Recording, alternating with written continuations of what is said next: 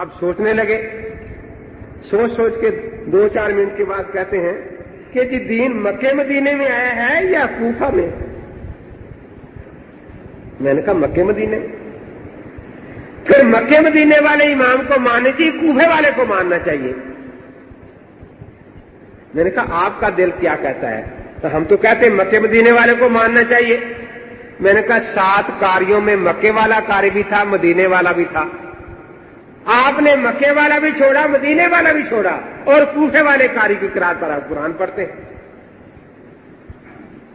تو آپ سے بڑا کوفی کون ہے بھائی، جو قرآن ہی کوفے والا پڑھتے ہیں اور سیاستہ روس والی اور نام مکے مدینے کا؟ سیاستہ میں سے ایک کتاب بھی مکے مدینے میں نہیں لکھی گئی نا۔ تو میں نے کہا قرآن کوفے کا، سیاستہ روس کی، اور کہتے یہ ہو کہ ہم مکے مدینے والے۔ اب سوچ کے کہتے ہیں کہ جی کوفے میں جو قرآن آیا تھا وہ مکے مدینے سے ہی آیا تھا نا، صحابہ نہیں آئے تھے کوفے میں؟ میں نے کہا آئے تھے، لیکن یہ اب مجھے سمجھا دے کہ جب صحابہ کرام مکے سے کوفے کے لیے چلے، مدینہ سے کوفے کے لیے چلے، تو قرآن ساتھ لے آئے تھے، نماز وہیں پھینک آئے تھے کہ کوفے جا کر نہیں بنا لیں گے، یا نماز بھی مکے سے ساتھ لے کر آئے تھے؟ نماز ہی مدینہ شریف سے ساتھ لے کر آئے تھے۔ کہنے لگا بھی نماز بھی وہیں سے لائے ہوں گے؟ میں نے کہا ہوں گے، شک ہے آپ کو کہ صحابہ نماز وہاں چھوڑ آئے تھے؟ اگر قرآن مکے مدینے سے کوفے میں آیا ہے تو نماز بھی مکے مدینے سے ہی کوفے میں آئی۔ اگر اہل کوفہ پر قرآن کے بارے میں اعتماد ہے تو نماز کے بارے میں بھی اعتماد ہے، اور اگر نماز پر اعتماد نہیں ہے تو قرآن پر بھی اعتماد ختم کرو۔ یہ درمیان میں جو بات ہے نیمے درو نیمے برو والی پالیسی صحیح نہیں ہے۔ اگر وہ قابل اعتماد ہے تو قرآن میں بھی قابل اعتماد ہے، نماز میں بھی قابل اعتماد ہے، اور اگر وہ ناقابل اعتماد ہے تو نماز میں ناقابل اعتماد ہے تو قرآن پاک کے بارے میں بھی ناقابل اعتماد ہے۔ اب دیکھیے وہ اب اس کے بعد 2-3 تو ان میں سے درست ہو گیا، باقی خاموشی سے اٹھ کے چلے گئے۔ تو مقصد یہ ہے کہ جس طرح قرآن متواتر ہے ہماری نماز بھی متواتر ہے، یاد رکھنا، ہماری نماز بھی متواتر ہے۔ یہ دین جو ہمیں پہنچا ہے 2 طریقے سے پہنچا ہے، ایک تواتر کے طریقے سے اور دوسرا اخبار احاد کے ذریعے۔ جو تواتر سے آیا ہے وہ فقہاء نے مرتب کیا ہے، اور جو اخبار احاد سے آیا ہے وہ محدثین نے مرتب کیا ہے۔ ایک دوست مجھے کہنے لگا جی آپ کہتے ہیں میں 4 دلیں مانتا ہوں، میں تو صرف 2 مانتا ہوں۔ میں نے کہا اچھا یہ سمجھاؤ کہ دونوں کو ایک طرح مانتے ہو یا الگ الگ ماننے کا طریقہ ہے؟ کہ جی ایک طرح کا مطلب کیا، الگ الگ کا کیا؟ میں نے کہا قرآن پاک یہ متواتر ہے، اس پر جو حضرت نے عمل فرمایا سنت وہ بھی عملاً متواتر ہے، یہ تلاوتاً متواتر ہے وہ عملاً متواتر ہے۔ تو تم قرآن کی کسی آیت کی سند کی تلاش نہیں کرتے، راویوں کی تلاش اور حدیث کے راوی تلاش کرتے پھرتے ہو، یہ فرق آپ نے کہاں سے لیا ہے؟ آخر جو ماننے ہے تو ایک طریقے سے مانو، یہ آپ نے فرق کہاں سے نکالا ہے؟ تو ہمارے ہاں یہی ہے کہ جس طرح ایک دن بھی اسلام میں آج تک نہیں گزرا کہ کبھی قرآن پاک کی تلاوت پر پابندی لگ گئی ہو، شروع سے آج تک پڑھا جاتا آ رہا ہے یا نہیں؟ اور نماز تو اس سے بھی زیادہ متواتر ہے، کیونکہ قرآن روزانہ ایک گھر کے سارے آدمیوں کو مل کر بھی ختم کرنا فرض نہیں، لیکن نماز ہر مکلف مسلمان پر 5 مرتبہ فرض ہے۔ تو نماز کا تواتر قرآن سے زیادہ ہوا یا کم ہوا؟ ہمیں جس طرح اس قرآن کے بارے میں کوئی شک نہیں، ہمیں اپنی نماز کے بارے میں بھی کوئی شک نہیں۔ اور میں جو عرض کر رہا تھا یہ بھی سمجھے، نام کا مطلب تو میں نے سمجھایا، ہمارا یہ نام متصل سند بھی ہے، اہل سنت والجماعت حنفی۔ سنت میں نسبت کن کی طرف ہے اور جماعت میں یہ مجھے بتاؤ صحابہ نے آنکھوں سے دین دیکھ کر نبی پاک کی سنت سیکھی یا سنا کر؟ جی جیسے آپ نے نماز کیسے سیکھی؟ اپنے ماں باپ کو نماز پڑھتے دیکھا، اپنے استاد صاحب کو نماز پڑھتے، صحابہ نے نبی پاک کو نماز پڑھتے دیکھا۔ جس صحابی نے زیادہ سے زیادہ زمانہ نبوت پایا وہ 23 سال ہے۔ زمانہ نبوت کتنا ہے؟ 23 سال۔ اور امام صاحب نے صحابہ کی زیارت کی یا نہیں کی؟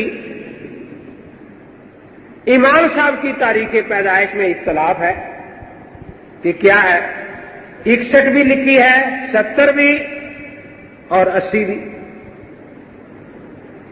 کیوں ایسا اختلاف تاریخوں میں ہوتا رہتا ہے؟ کیونکہ جس دن بچہ پیدا ہوتا ہے کسی کو کیا پتا کس نے بڑے ہو کر کیا بن جانا ہے۔ تو اس لیے اصول تو یہ ہوتا ہے کہ جہاں زیادہ عمر بات ہوگی اس کو قبول کیا جائے گا۔ دیکھو مثال دیتا ہوں، ایک آدمی کہتا ہے کہ میں مولانا کو 5 سال سے یہاں امامت کراتے دیکھ رہا ہوں، دوسرا کہتا ہے میں تو 7 سال سے ان کے پیچھے نمازیں پڑھ رہا ہوں اس مسجد میں، تیسرا کہتا ہے میں تو 10 سال سے پڑھ رہا ہوں۔ تو آپ اس میں اختلاف نہیں سمجھیں گے، آپ یہی سمجھیں گے کہ 5 سال والے سے 7 سال والے کا علم زیادہ ہے اور 7 سال والے سے 10 سال والے کا علم زیادہ ہے۔ تو اگر 51 والا قول لیا جائے تو صحابہ کا دور 120 تک ہے، تو امام صاحب نے 59 سال صحابہ کا زمانہ پایا۔ 70 والا قول لیا جائے تو امام صاحب رحمۃ اللہ نے 50 سال زمانہ صحابہ کا پایا۔ 80 والا قول لیا جائے تو 40 سال صحابہ کا زمانہ پایا۔ میں آپ سے پوچھتا ہوں کہ 40 سال کی عمر میں مسلمان نماز پڑھنا شروع کر دیتے ہیں یا نہیں؟ کیا خیال ہے؟ 40 سال کی عمر میں کر دیتے ہیں نا؟ خاص طور پر خیال قرون کے مسلمان 7 سال کے کہہ رہے ہیں کہ 7 سال سے شروع ہو جاتے ہیں۔ اب امام صاحب نے 7 سال سے نماز شروع کی ہوگی یا نہیں؟ چلو ہم چھوٹا قول مانتے 40 سال والا، تو 33 سال آپ صحابہ کو نمازیں پڑھتے دیکھتے رہے، صحابہ آپ کو دیکھتے رہے یا نہیں دیکھتے رہے؟ تو ہماری نماز کی تصدیق تو صحابہ کے سامنے ہو چکی۔ کن کے سامنے؟ اگر اس نماز میں کوئی غلطی ہوتی امام صاحب کی نماز میں تو صحابہ کو ان کو ضرور ٹوکتے۔ دیکھو آسان مثال دیتا ہوں، میں آپ کی مسجد میں آیا، نماز پڑھنی تھی، اللہ اکبر کہہ کر میں نے سر پر ہاتھ باندھ لیے، سبحانک اللہم و بحمدک، تو آپ مجھے ٹوکیں گے یا نہیں ٹوکیں گے؟ جی دیکھو ہنس رہے لوگ کہ یہ نمازی کہاں سے نیا آ گیا ہے۔ میں نے کسی فرض کی مخالفت نہیں کی، کسی واجب کو ترک نہیں کیا۔ من سنت وضع الکف الی الکف تحت السرہ، سنت طریقہ نماز کا یہ ہے کہ ہتھیلی پر رکھ کر ناک کے نیچے ہاتھ رکھے جائے۔ میں نے اس سنت کے خلاف اٹھا کر سر پر رکھ لیے، آپ مجھے روکیں گے یا نہیں روکیں گے؟ جی اگر امام صاحب رحمۃ اللہ کی نماز میں ایک بات بھی سنت کے خلاف ہوتی صحابہ روکتے یا نہ روکتے؟ بھی ایمانداری سے بتاؤ، مسجد میں بیٹھے ہو، 15ویں صدی کے مسلمان کا ایمان زیادہ مضبوط ہے یا صحابہ کا زیادہ مضبوط تھا؟ اگر 15ویں صدی کے مسلمان سنت کی مخالفت برداشت نہیں کر سکتے، وہ ٹوکیں گے روکیں گے، تو کیا صحابہ خاموش رہ سکتے تھے؟ صحابہ ہمارے ایمان کے استاد ہیں، کہہ دو صحابہ۔ تابعین ہم جماعت ہیں، کلاس ہے، تابعین ہم جماعت ہیں اور تبع تابعین شاگرد ہے۔ یہی خیال قرون ہے نا، بہترین زمانہ۔ صحابہ استاد ہیں، تابعین ہم جماعت ہیں اور تبع تابعین شاگرد ہے۔ تو ہماری نماز صحابہ کے سامنے تصدیق ہو چکی، تابعین کے سامنے تصدیق ہو چکی، تبع تابعین کے سامنے تصدیق ہو چکی۔ میں گجرانوالہ میں تقریر کر رہا تھا، یہ بات بیان کی تو ایک نوجوان کھڑا ہو گیا، جی آپ کی نماز تصدیق ہوگی ہماری نہیں ہوئی؟ میں نے کہا آپ بھی فرمائیں۔ تو مولانا حکیم صادق صاحب سیال کوٹی نے صلاۃ الرسول لکھی، نوائے وقت نے تصدیق کی کہ بڑی اچھی کتاب ہے، جنگ اخبار نے تصدیق کی کہ بڑی اچھی کتاب ہے، صحیفہ حدیث کراچی نے تصدیق کی کہ بڑی اچھی کتاب لکھی گئی ہے، تو ہماری نماز کی تصدیق بھی تو ہو گئی ہے نا۔ میں نے کہا ہماری نماز کی تصدیق کی صحابہ تابعین نے، اور ان کی تصدیق کی قرآن میں اللہ تعالیٰ نے، رضی اللہ عنہم و رضوا عنہ۔ ہماری نماز کی تصدیق کی تابعین نے، ان کی تصدیق فرمائی حضرت محمد الرسول اللہ صلی اللہ علیہ وسلم نے، خیر الناس کرنی ثم الذین یلونہم ثم الذین یلونہم۔ آپ بھی ذرا جنگ اخبار کی تصدیق اللہ تعالیٰ سے کرا دیں، نوائے وقت اخبار کی تصدیق کے لیے کوئی نبی پاک کا ارشاد ہمیں سنا دیں۔ تو ہم اہل سنت والجماعت حنفی ہیں، ہمارا دین یاد رکھے متواتر ہے، اس بات کو اچھی طرح یاد کریں۔ کیا ہے؟ اب ایک دو عام فہم مثالیں آپ کو دیتا ہوں۔ یہ قرآن پاک متواتر ہے یا نہیں؟ کوئی حافظ صاحب بیٹھے ہیں؟ قرآن پاک میں آتا ہے وما خلق الذکر والانثی، ہے جی؟ کس صورت میں ہے؟ واللیل میں۔ بخاری شریف میں وما خلق کا نہیں، سند کے ساتھ 5 جگہ اس آیت کو نقل کیا ہے، والذکر والانثی نقل کیا ہے۔ والذکر کس کتاب میں نقل کیا ہے؟ بخاری شریف میں، صحیح سند کے ساتھ نقل کیا ہے۔ قرآن پاک میں ہے وما خلق الذکر والانثی۔ اب کوئی آپ کو یہ کہے کہ یہ جو قرآن میں ہے وما خلق الذکر والانثی، اس کی کوئی سند نہیں، اور یہ جو بخاری میں ہے اس کی 5 سندیں ہیں بخاری شریف میں، اس لیے اب ہم اس طرح نہیں پڑھیں گے، اس طرح پڑھیں گے جس طرح بخاری شریف میں ہے۔ تو بھئی آپ ذرا ہاتھ اٹھائیں، کون کون قرآن کو چھوڑ کر اس طرح پڑھے گا؟ کوئی پڑھے گا؟ کیا جواب آپ دیں گے کہ یہ متواتر ہے، وہ 5 سندیں بھی متواتر نہیں بنی، اگرچہ صحیح بخاری شریف میں ہے۔ قرآن پاک میں ہے تبت یدا ابی لہب و تب، ہے نا؟ اور صحیح بخاری میں ہے کہ اس طرح نازل ہوئی وقت تبا آگے ہے۔ اب کوئی آپ کو یہ کہے کہ جو قرآن میں آیت ہے تبت یدا ابی لہب و تب، اس کی سند نہیں ہے، اور اس کی وقت تبا کی سند ہے بخاری شریف میں، تو آپ اس تواتر کے خلاف قرآن کو چھوڑ کر بخاری کی طرح پڑھنا شروع کر دیں گے۔ بخاری کی سند کتنی بھی صحیح ہو جائے لیکن وہ تواتر کا مقابلہ نہیں کر سکی۔ وَأَنذِرْ عَشِيرَتَكَ الْأَقْرَبِينَ قرآن میں ہے، اس کے آگے بخاری میں ہے وَرَحْتَكَ مِنْهُمُ الْمُخْلَصِينَ۔ اب کوئی آپ سے کہے کہ وہ سند کے ساتھ ہے بخاری میں اور یہ قرآن میں بغیر سند کے ہے، تو کیا آپ ان کے کہنے سے متواتر قرآن چھوڑ دیں گے؟ جس طرح ہمارا قرآن متواتر ہے، ہماری نماز بھی متواتر ہے۔ ایک دن بھی اسلام میں ثابت نہیں کیا جا سکتا جب یہ نماز نہ پڑھی گئی ہو۔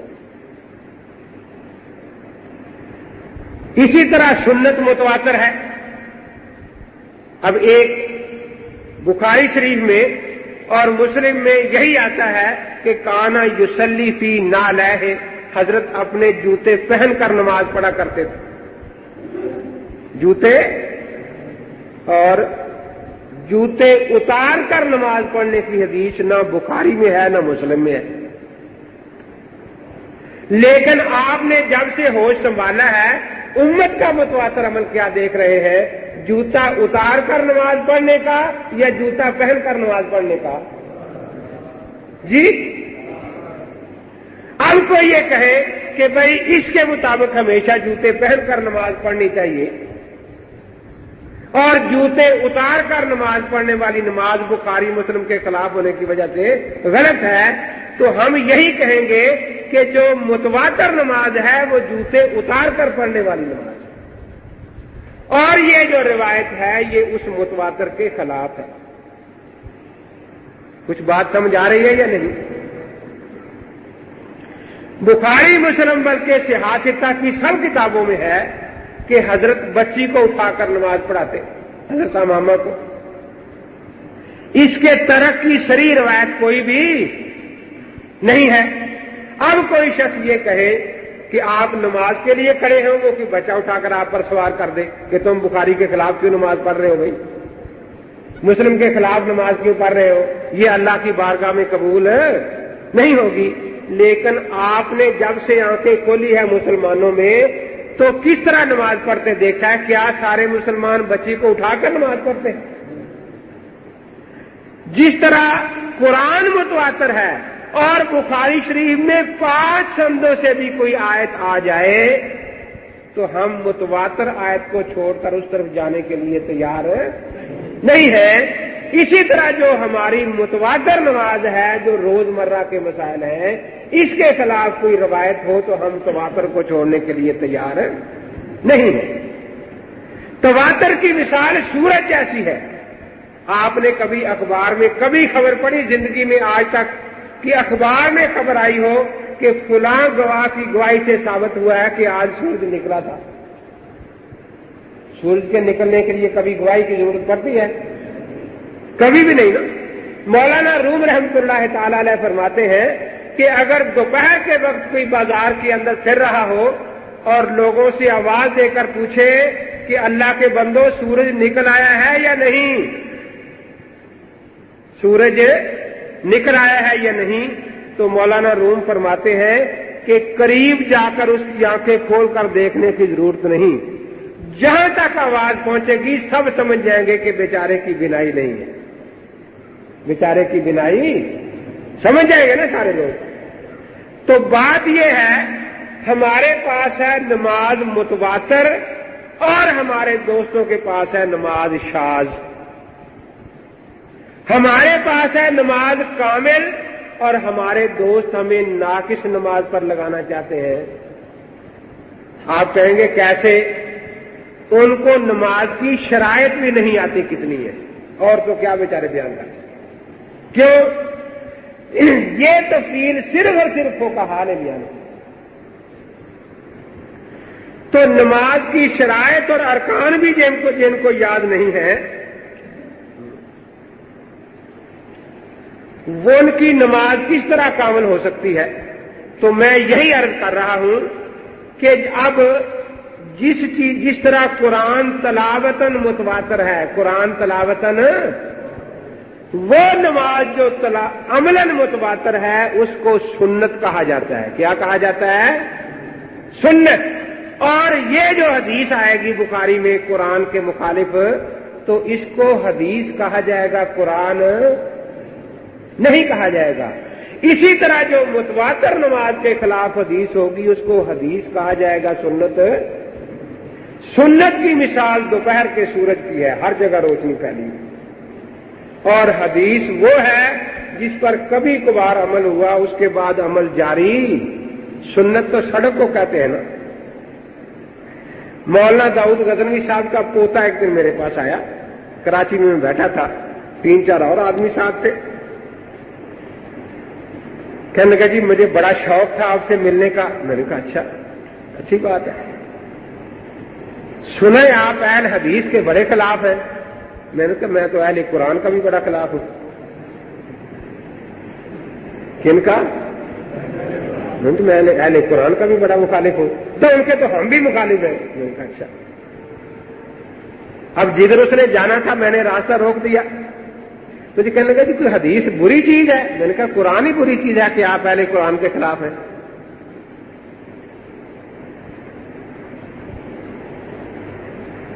मैंने उससे पूछा कि आपको अहल हदीस बनने का कहा किसने था? जी कैसे? मैंने कहा हमें तो हमारे नबी पाक ने फरमाया था, अलैकुम बिसुन्नती, मेरी सुन्नत को लाजम पकड़ना, सुन्नी बनना। तो हम तो सुन्नी बन गए। कहीं है अलैकुम बे हदीसी? आपको किसने कहा था कि आप अहल हदीस बने? मन रागिबा अन सुन्नती फलैसा मिन्नी, जिसने मेरी सुन्नत से मुंह मेरा फेरा वो मेरा कहलाने का हकदार नहीं, आपको किस ने कहा था कि सुन्नत छोड़कर आप हदीस की तरफ जाना? अब देखिए, ये मैं अर्ज कर रहा हूं, एक दो मिसालें और अर्ज कर दूं। आप वुजू करते हैं ना? वुजू में कुल्ली करते हैं? अरे ये कुल्ली फर्ज है या वाजिब या सुन्नत? सुन्नत है ना? क्यों? हजरत के जमाना से लेकर ऐसी तवातर के साथ ये फैली है, आप जिस मुल्क में जाएं वुजू करते देखेंगे मुसलमान कुल्ली कर रहे हैं। अब ये जो इतना फैलाव है, ये उसके सुन्नत होने की दलील है। लेकिन जिन हदीस की किताबों में इसका जिक्र है, वहां किताबों में यह भी जिक्र आता है कि हजरत वुजू के बाद बीवी से बोसो किनार फरमाते। आपको इतना अरसा हो गया नमाजें पढ़ते वुजू करते, कभी एक दिन आपने जानबूझ के कुल्ली करना छोड़ा है जी? और अगर किसी दिन कुल्ली न करे तो आपका दिल आपको झंझोड़ेगा या नहीं कि आज भाई एक सुन्नत का सवाब कम हो गया? झंझोड़ेगा या नहीं? लेकिन आपने कितने वुजू किए जिसके बाद बीवी से बोसो किनार नहीं किया? अब आपके दिल में कभी ये खदशा आया कि आज भी सवाब कम हो गया वुजू का, क्योंकि इस हदीस पर अमल नहीं हुआ? कभी आपके ज़हन में वसवसा भी नहीं आया कि आज सुन्नत का सवाब रह गया, क्योंकि इसको आपका ज़हन भी हदीस मानता है, सुन्नत नहीं मानता, और कुल्ली को आपका ज़हन सुन्नत मानता है, सिर्फ हदीस। अब अहले सुन्नत क्या करेगा? वो वुजू करके भागेगा कि भाई रकत ना निकल जाए। अहले हदीस भागेगा घर को कि भाई हदीस पर अमल करके आऊं, फिर देखूं। अब अगर कोई उनमें से उठकर इधर जमात की तरफ भागे तो उनको समझा दो कि अल्लाह के बंदे, तू कब से अहले सुन्नत बन गया है? ये तो अहले सुन्नत का तरीका है ना। अहले हदीस का तरीक तो यह है कि पहले उस हदीस पर अमल करके आए, फिर देखा जाएगा जमात मिलती है या नहीं मिलती। खड़े होकर पेशाब करने की हदीस बुखारी मुस्लिम में मौजूद है, सियासता की हर किताब में है। बैठकर पेशाब फरमाने की हदीस अबू दाऊद तिरमिज़ी वगैरह में है, बुखारी मुस्लिम में बिल्कुल नहीं है। लेकिन आपने जब से होश संभाला, मुसलमानों को बैठकर पेशाब करते अमल करता देखा या उठ खड़े होकर? ये सुन्नत है। ये अगर किसी को आप कभी देखेंगे खड़े हुए तो आप समझेंगे कि उज़्र होगा बेचारे को, समझ होगा ना। अब देखिए, हम अहले सुन्नत हैं, हम इसके मुताबिक अमल करेंगे, अगरचे वो हदीस बुखारी मुस्लिम में ना हो, अबू दाऊद में क्यों ना हो, लेकिन उम्मत का मुतवातर अमल उसी के साथ है ना, इसलिए वो सुन्नत है। अब कोई जिद करे कि मैं तो खड़ा होकर ही पेशाब करूंगा, तो हम कहेंगे कि अहले हदीस तो पक्का है, लेकिन नबी की सुन्नत का दुश्मन भी पक्का है, सुन्नत मिटा रहा है ना। क्योंकि दूसरी तरफ सुन्नत है जिस पर उम्मत का मुतवातर अमल मौजूद है। अब कोई बुखारी शरीफ में पढ़ ले कि हजरत ने बच्ची को उठाकर नमाज पढ़ाई, अब वो जब खड़ा हो बच्ची को उठाकर नमाज पढ़ना शुरू कर दे, तो हम कहेंगे कि भी अहले हदीस तो पक्का है, लेकिन नबी की सुन्नत पाक का दुश्मन है। अब आपको असल इख्तिलाफ समझ आया? सहरी खाना सुन्नत है या नहीं? रमजान शरीफ आता है, आप देखते हैं हर मुसलमान घर में सहरी पक रही है, लेकिन जिस तरह बुखारी शरीफ में सहरी की हदीस है, बुखारी में यह भी है ना कि हजरत रोजा रखकर बीवी से मुबाशरत फरमाते हैं। आपकी किसी दिन आंख न खुले, सहरी न खा सके, तो आप कम से कम 2-4 मरतबा दिन में कहते हैं कि यार आज आंख नहीं खुली, सहरी नहीं खा सकते, कहते हैं या नहीं कहते? आपको कुछ ये अरमान जरूर होता है कि आज एक सुन्नत पूरी, लेकिन कितने आपने रोजे ऐसे रखे जिससे बीवी के साथ मुबाशरत नहीं की, तो कभी आपने ये शोर मचाया कि आज सुन्नत के खिलाफ हो गया रोजा? क्यों? आप मानता है आपका ज़हन के सुन्नत वो है, ये सुन्नत नहीं सिर्फ हदीस है। अब कोई जिद करे कि मैं इसको हमेशा अमल करूंगा, تو وہ اہل حدیث تو کہلا سکتا ہے لیکن نبی کی سنت کا مخالف ہے۔ اب اصل اختلاف کیا ہے؟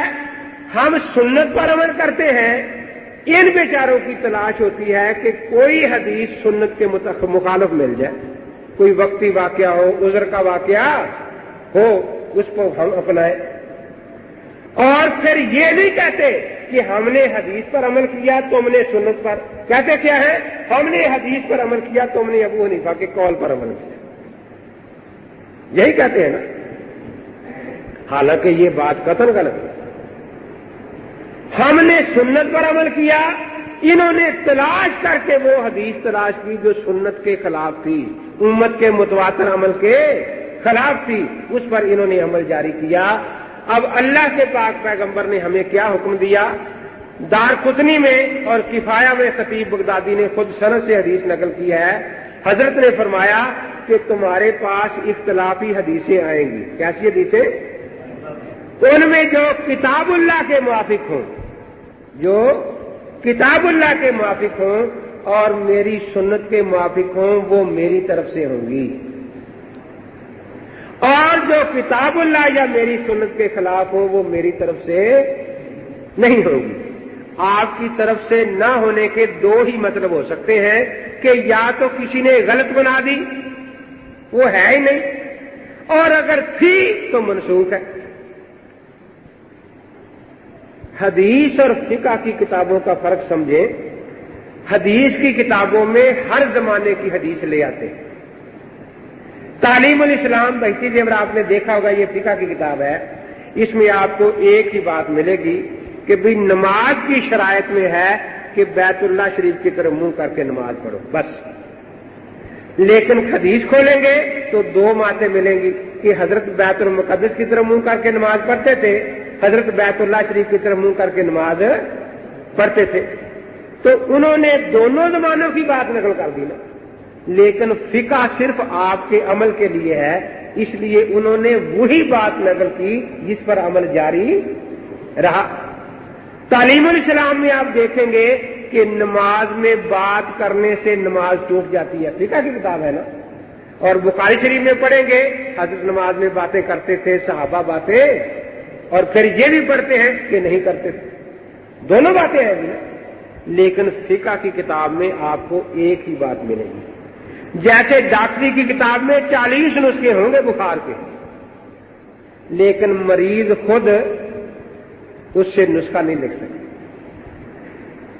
وہ مریض کے لیے لکھی نہیں گئی کہ مریض خود نسخے لکھے، وہ لکھی ڈاکٹر کے لیے گئی۔ اور فقہ کی کتاب کی مثال نسخے کی ہے، ڈاکٹر آپ کی نبض دیکھے گا، آپ کا مزاج پہچانے گا، موسم کا حال دیکھے گا، اور پھر آپ کو نسخہ لے کر آپ کو حکم یہی ہے کہ آپ اس نسخے پر عمل کریں، نہ کہ خود ڈاکٹری کی کتاب سے۔ کوئی کتنا ہی کہے کہ جی اس کتاب کو سارے ڈاکٹر بڑی اچھی کتاب کہتے ہیں، بالکل ٹھیک، سارے کہتے ہیں، لیکن ہے ڈاکٹروں کے لیے ہے۔ ایک غیر مقلد شیخ الحدیث صاحب ایک دن جا رہے تھے، بچے کو انگلی لگائے ہوئے، کہ حضرت کہاں جا رہے ہیں؟ کہ بیمار تھا، میں نے کہا کہ چلو دوائی لے آئے۔ کیا ضرورت ہے، کہاں جا رہے ہیں؟ دھوپ میں۔ جس طرح بخاری کا ترجمہ ملتا ہے، ڈاکٹری کتاب کا ترجمہ ملتا ہے، تو آپ نے کیوں ڈاکٹری کی کتاب خود مطالعہ کر کے بچے کا علاج نہیں کیا؟ دھوپ میں جا رہے ہیں، اسے فیس بھی دیں گے، پتہ نہیں کتنا لمبا علاج ہو جائے گا، تو ڈاکٹری کی کتاب کا ترجمہ دیکھیں، علاج کروائیں۔ کہ جی ہم ترجمہ دیکھ کے خود کیسے علاج کر سکتے ہیں؟ میں نے کہا معلوم ہوتا ہے کہ بچے کی جان پیاری ہے، ایمان پیارا نہیں ہے۔ یہ پتا ہے کہ اگر ہم نے خود ڈاکٹری کی کتاب کوالیفائڈ ڈاکٹر کے قابو میں بھی نہ آئے، اور اس لیے آپ خود ترجمہ نہیں دیکھتے، جہاں جا رہے ہیں اور وہاں آپ کو اس کا ایمان نہیں پیارا، وہاں اس کو کہتے ہیں ترجمہ پڑھ کے عمل کر لو، ترجمہ پڑھ کے عمل کر لو۔ تو یاد رکھو ہمارے لیے جو علماء نے لکھی ہیں وہ فقہ کی کتابیں ہیں، یہ قرآن پاک اللہ کی کتاب ہے نا، اس میں ہمیں فقہاء کے سپرد کیا ہے۔ فلولا نفر من كل فرقة منهم طائفة ليتفقهوا في الدين ولينذروا قومهم اذا رجعوا اليهم لعلهم يحذرون۔ فرمایا کہ سارے نہ چلے جاؤ جہاد پر، کچھ لوگ بیٹھ جاؤ۔ جہاد تو ہنگامی بات ہے، کبھی موقع ہوتا ہے، کبھی ایک دائمی بات ہے جس کی ہر وقت ضرورت ہے، وہ فقہ ہے۔ ہر قوم کا کم از کم ایک آدمی بیٹھ جائے۔ اب میں آپ سے پوچھتا ہوں کہ یہ جو پہلا جن کو خطاب ہو رہا ہے صحابہ کرام، ان کی مادری زبان سرائیگی تھی یا پنجابی؟ عربی؟ عربی والوں کو اللہ تعالیٰ کیا فرما رہے ہیں؟ وہ آیت سن کر ہم سے اچھا ترجمہ نہیں سمجھ لیتے تھے، حدیث سن کر اچھا ترجمہ نہیں سمجھ لیتے تھے، ان کو کہا جا رہا ہے فقیہ بنو۔ معلوم ہوا کہ فقہ ترجمے کا نام نہیں ہے، فقہ کسی خاص گہرائی کا نام ہے جو ہر عربی دان کو بھی نصیب نہیں ہوتی، جا کے پنجابی والا ملحد بن کے بیٹھ جائے۔ تو صحابہ کو اللہ تبارک و تعالیٰ خطاب فرما رہے ہیں کہ یہ فقیہ بنے اور پھر اپنی قوم میں جائے، پوری قوم اپنے فقیہ کی تابعداری کرے گی فقیہ فتاوی میں۔ اسی کا نام تقلید ہے نا۔ ایک مجھے کہنے لگا جی ہم تو اللہ رسول کے سوا کسی کی بات نہیں مانتے۔ میں نے کہا آپ جو کہتے ہیں کہ یہ حدیث صحیح ہے، وہ ضعیف ہے، یہ اللہ تعالی نے فرمایا ہے؟ نہیں۔ میں نے کہا رسول پاک نے فرمایا ہے؟ کہتا نہیں۔ کس نے کہا؟ کہتا محدثین نے۔ میں نے کہا محدثین امتی ہیں یا خدا اور رسول ہے؟ کہ ہے تو امتی۔ تو میں نے کہا تو کہتا تھا میں امتیوں کی نہیں مانتا، تو ہر حدیث کے بارے میں امتی کی رائے مانتا ہے کہ اس نے جو رائے سے بتایا کہ صحیح ہے اور رائے سے بتایا کہ یہ ضعیف ہے، اور کہتا ہے کہ میں ہوں اہل حدیث۔ تو یہ تو امتی کی رائے ہے نا۔ ہاں فرق یہ ہے کہ فقیہ بھی امتی ہے، لیکن اس کو ماننے کا حکم قرآن نے دیا ہے، محدث کے ماننے کا حکم قرآن میں کہیں نہیں۔ کوئی آیت ہو تو ہمیں لکھ دیں۔ فقیہ کے بارے میں تو حضور پاک نے فرمایا فقہ کے بارے میں کہ من یرد اللہ بہ خیرا یفقہہ فی الدین، اللہ تعالیٰ جس کے ساتھ بھلائی کا ارادہ فرمائے اس کو دین کا فقیہ بنا دیتے۔ اور کہیں محدث کے بارے میں اس قسم کی فضیلت ہے؟ ہاں، ایک حدیث میں آتا ہے حضرت نے فرمایا اللہ تعالیٰ اس کو تر و تازہ رکھے جو میری بات کو یاد کرے۔ محدث کے لیے نا، لیکن آگے شرط لگا دی کہ پھر فقیہ کو پہنچا دے۔ رب حامل فقہ غیر رسول قاسم نے ایک مثال سے سمجھایا، بخاری شریف میں صفحہ 18 پر مثال ہے، فرمایا جو دین مجھ پر نازل ہوا ہے اس کی مثال بارش کے پانی کی سی ہے۔ کس پانی کی؟ بارش کے پانی کی۔ آگے جب وہ زمین پر اترا تو زمین 3 حصے قسم کی ہے۔ کتنے قسم کی؟ فرمایا ایک تو نشیب زمین تھی، وہاں پانی کھڑا ہو گیا، تالاب کی شکل بن گئی، بچہ بھی دیکھ رہا ہے پانی کھڑا ہے، بوڑھا بھی دیکھ رہا ہے، پڑا ہوا بھی دیکھ رہا ہے، ان پڑھ بھی۔ دوسری زمین جس کو نے فرمایا ارض طیبہ، وہاں پانی ہمیشہ کھڑا نظر نہیں آتا، اس نے اپنا سینہ کھول دیا اور پانی جذب کر لیا۔ اب اس پانی کے نتائج سارے اس کھیت میں اوپر آ گئے، کہیں پھل ہے، کہیں پھول ہے، کہیں غلہ ہے، کہیں اناج ہے، کہیں گنا ہے، کہیں کچھ ہے۔ اب کسی وقت کھیت میں پانی نظر نہ بھی آئے، لیکن دنیا کا ہر آدمی یقین کرتا ہے کہ اس کھیت کا ایک ایک پتا اسی پانی کا نتیجہ ہے، اس کا ایک ایک پھل اسی پانی کا نتیجہ ہے، اس کا ایک ایک پھول اسی پانی کا نتیجہ ہے۔ تو یہ تالاب مثال ہے حدیث کی کتابوں کی، اس میں ہر آدمی کو کالا رسول نظر آتا ہے جیسے تالاب میں پانی ہر آدمی کو نظر آتا ہے۔ اور فقہ مثال ہے، کھیت مثال ہے فقہ کی کتابوں کی۔ اب میں آپ سے پوچھتا ہوں، ضروریات زندگی پوری تالاب سے پوری ہوتی ہیں یا کھیت سے؟ چینی کھیت سے، تالاب سے ملتی ہے یا کھیت سے؟ گندم تالاب سے یا کھیت سے؟ وہ تالاب والے خود محتاج ہے کھیت والے کے، وہ گندم لینے کے لیے کھیت والے کے پاس جائیں گے۔ اسی لیے خود محدثین کے حالات میں جو کتابیں ہیں وہ 4 ہی قسم کی آج تک ہمارے سامنے ہیں۔ طبقات حنفیہ، طبقات مالکیہ، طبقات شافعیہ، طبقات حنبلیہ، حنابلہ، طبقات غیر مقلدین، کوئی کتاب آج تک کسی محدث کی لکھی دنیا میں موجود نہیں ہے، کیونکہ ضروریات زندگی پوری کھیت سے پوری ہوتی ہے۔ اب جہاں جو کھیت ہوگا اسی سے فائدہ اٹھایا جائے گا نا۔ یہاں کھیت ہی امام صاحب رحمۃ اللہ علیہ کا ہے، کسی اور ملک میں دوسرا کھیت ہوگا۔ اب دیکھیے، ایک کھیت ہے، کھیت دوسرے آدمی کا کھیت نہیں، وہ گنا اس سے مانگ کر لینے کا جائز ہے یا نہیں؟ جی، اور اگر چوری کر کے لے؟ جی، شافعی نے امام سے رفع دین مانگ کے لی، ہمارے دوست نے چوری کر کے لے لی۔ اب گنا اگرچہ ایک کھیت کا ہے، لیکن مانگنے اور چوری کرنے میں فرق ہے یا نہیں؟ حرام حلال کا فرق ہو جائے گا یا نہیں ہو جائے گا؟ ہو جائے گا یا نہیں؟ تو اب دیکھیے، کھیت کے بغیر گزارا کسی کا بھی نہیں، لیکن اصل بات یہ ہے کچھ لوگ کھیت والے سے مانگ کر لے لیتے ہیں، کچھ دوستوں کا طریقہ ہے کہ گنا اس کھیت سے چوری کیا، آلو اس کھیت سے چوری کر لی، شکرکندی وہاں سے چوری کر لی اور اپنا گزارا کر لیا۔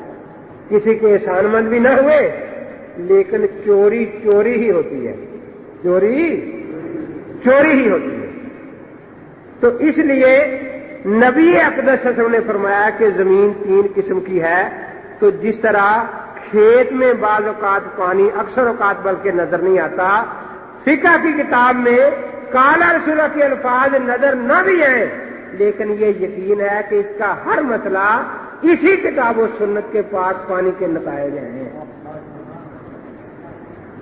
دو زمینیں ہوں گئی، تیسری زمین فرمایا وہ ٹیلا تھی، بارش برسی اور بہہ گئی، نہ تالاب بنا نہ فصل اگی۔ وہ بیچارے وہی لوگ ہیں جن کی دنیا میں نہ حدیث کی کتاب ہے نہ فقہ کی کتاب، نہ حدیث کی اپنی کتاب ہے نہ فقہ کی کوئی اپنی کتاب ہے بیچارے۔ اب ایسے ٹیلوں پر ہوتا کیا ہے؟ گندم ہوگی؟ نہیں۔ گنے اگیں گے؟ نہیں۔ کیا ہوگا؟ کہیں گو بیٹھی ہوگی، کہیں بجو بیٹھا ہوگا، تو بیچارے حلال نہ کہیں تو کہاں جائے بیچارے، آخر زندگی تو گزارنی ہے نا۔ تو ٹیلے میں ایسی چیزیں ملیں گی اور کیا ملیں گی؟ تو نبی اقدس صلی اللہ تعالی علیہ وسلم نے اس مثال میں یہ بات ہمیں سمجھا دی کہ دین میں فقہ اتنی ہی ضروری ہے جتنا کھیت کے لیے پانی۔ جس طرح کوئی کھیت بغیر پانی کے برابر نہیں ہو سکتا، کوئی آدمی فقہ کے بغیر نماز نہیں پڑھ سکتا، میرا اعلان ہے۔ بے شک کہتا رہے میں فقہ کو نہیں مانتا، ایک مجھے کہنے کا میں تو نہیں مانتا، میں نے کہا جب تو پہلے نیت باندھتا ہے اللہ اکبر آہستہ پڑھتا ہے یا اونچی؟ کہتا ہے آہستہ۔ میں نے کہا یہ حدیث میں نہیں، فقہ کا مسئلہ ہے، حدیث لا دے مجھے۔ میں تو امام السلام علیکم اونچی کہتا ہے، تو پیچھے آہستہ کہتا ہے کہ جی ہاں۔ میں نے کہا یہ حدیث میں نہیں، فقہ میں ہے۔ تو نماز شروع بھی فقہ سے کرتا ہے، ختم بھی فقہ کرتا ہے۔ فقہ کے بغیر تو ایک نماز کی ایک رکعت بھی نہیں پڑھ سکتا۔ یہ الگ بات ہے، جیسے میں نے کہا کہ احسان ماننا نہیں کسی کا۔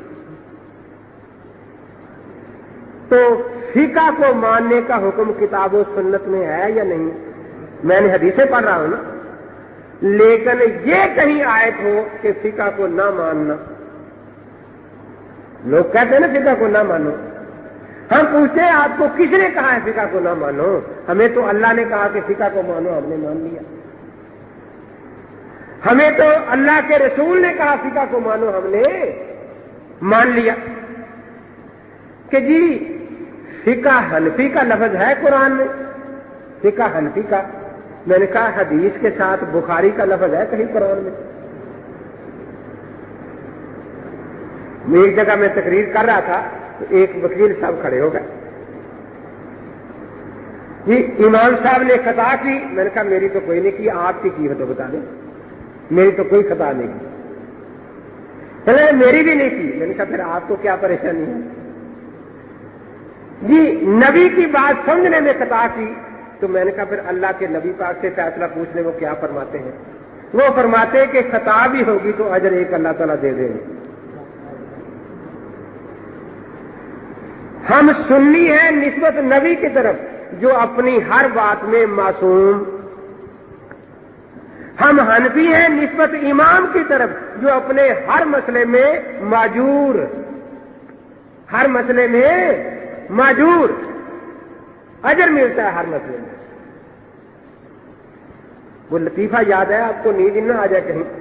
کہتے ایک بادشاہ تھا، وہ تو تھا سخی، اس کا وزیر بڑا بخیل تھا، کنجوس مکی چوس کیا کہتے ہیں آپ سمجھتے ہیں نا. امام غزالی رحمۃ اللہ علیہ واقعات لکھے ہیں کہ ایک کنجوس دوسرے کنجوس کو ملا. کہنے کا سنا کیا حال ہے؟ کہتا میں فضول خرچ ہو گیا ہوں. کہتا کیسے؟ کہ ایک مہینے میں ایک پیسے کا گھی کھاتا ہوں. کہنے کا وہ کیسے؟ کہ پیسے کا گھی لے کر شیشے میں ڈال لیتا ہوں اور اسے دکھا دکھا کر لقمے کھاتا رہتا ہوں. جب کھانا کھا لیا ڈھکنا کھولا اور تھوڑا سا یہاں مونچھوں کو لگا لیا تاکہ دماغ تک خوشبو. اس طرح ایک مہینہ نکل جاتا ہے. دوسرے نے کہا کہ تیرا دین بھی برباد، دنیا بھی برباد. قرآن میں نہیں پڑھا کہ فضول خرچ شیطان کا بھائی ہوتا ہے؟ دیکھا پھر کیا کروں، آخر دنیا میں رہتا ہوں. دیکھا میں نے آج تک ایک پیسے کا گھی نہیں لیا. کیا تیرا دل نہیں چاہتا؟ کہتا چاہتا ہے. کہ تو کیا کرتا ہے؟ کہتا میں روٹی بغل میں لے لیتا ہوں اور گلیوں میں پھرنا شروع کر دیتا ہوں. جس گھر میں اچھے مسالے بھون رہے ہوں اور باہر خوشبو آ رہی ہو وہاں کھڑا ہو کر روٹی کھاتا رہتا ہوں، خوشبو سونگتا رہتا ہوں. تو وہ بادشاہ اگر 1 روپیہ خیرات کرتا تو وزیر کو 7 دن پیچس لگ جاتے بیچارے کو. خیرات وہ کرتا اور پیچس اس کو لگ جاتا. ایک دن کوئی شاعر آیا قصیدہ لکھ کر سنایا. بادشاہ خوش ہوا، اس نے کہا بھی اس کو 1000 روپے انعام دو. 1000 روپے کا اعلان. جب ادھر وزیر کی طرف دیکھا تو وہ پیٹ پکڑے بیٹھا. اس نے کہا بھائی یہ تو گیا شاید. نے کہا بھائی خیر ایسے کہ خیر کیا، میں تو مر جاؤں گا، دے دو 1000 روپے. نے کہا اللہ کے بندے بھرے دربار میں اعلان کر بیٹھا ہوں، کچھ خیال کرو. نے کہا دے دو، میں روکتا ہوں لیکن میں مر جاؤں گا بس. پھر کیا کروں اب؟ آپ کو کیا پتا کہ یہ اس نے خود لکھی ہے، کسی کی چوری اٹھا کے لایا ہے؟ پھر کیسے پتا چلے؟ کہ اسے کہو کہ میرے وزیر کے سوال کا جواب دو تاکہ پتا چلے تو عقل مند ہے یا نہیں. اس نے کہا ہاں بھی 1000 روپے جب ملے گا کہ وزیر پہلے سوال پوچھے گا اس کا جواب دینا. جی ٹھیک ہے. کیا کرتا؟ مجبور تھا. جی ٹھیک ہے وزیر صاحب پوچھے. وزیر نے پوچھا کہ دیکھو بادشاہ کے پورے جسم پر بال ہے، ہتھیلیوں پر بال نہیں، اس کی کیا وجہ ہے؟ کہا جی اللہ نے بادشاہ کو بڑے سخی پیدا کیا ہوا ہے، سخاوت دے دے کے بال جھڑ گئے. اب یہ بھی بادشاہ کی تعریف تھی. اس نے کہا بھی اس کو تو 2000 دے دو. اب وہ یک نشد 200. وزیر نے کہا کہ اچھا تیرے ہتھیلی پر بال کیوں نہیں؟ اس نے کہا کہ ان بادشاہوں کے درباروں میں روز آتے ہیں، یہ سخاوت دیتے ہیں، ہم لیتے ہیں تو سخاوت لے لے کر سارے بال جھڑ گئے.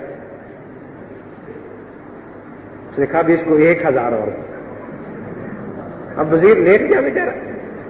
لیٹے لیٹے کہتا آخری سوال پوچھنا ہے. کیا؟ کہ میری ہتھیلی پر بال کیوں نہیں؟ کہ بادشاہ سخاوت کرتا ہم لیتے ہیں، تو حسد سے سیلیاں ملتا ہے، سارے جل گئے ہیں. یہی حال ہمارے دوستوں کا ہے. اللہ اجر دے رہا ہے، مجھد کو مجھد لے رہا ہے، اور ہمارے دوست سیلیاں مر رہے ہیں.